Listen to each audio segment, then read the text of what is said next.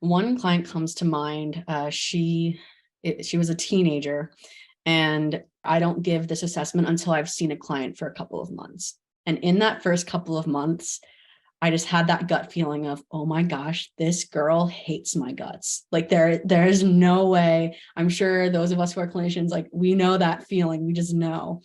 And I remember going to my clinical supervisor, Gina, at the time, being like, how am I going to navigate this? It's a very intimate thing to be in therapy. And if you hate your therapist, where do you go with that?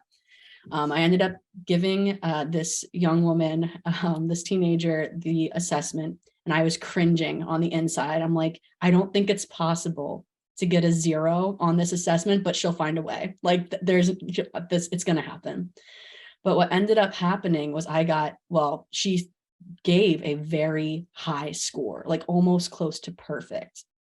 So I'm sitting there thinking to myself, like, that's very surprising. And so I brought that up to her. I said, this is my perception of what's been happening in therapy.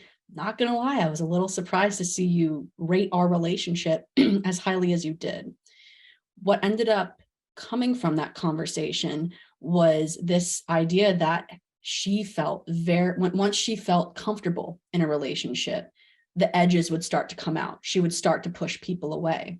And that ended up becoming the forefront of what she and I would be working on in therapy, is that, maybe doing that to people isn't in your best interest. And also digging into maybe the trauma history of why we became this way.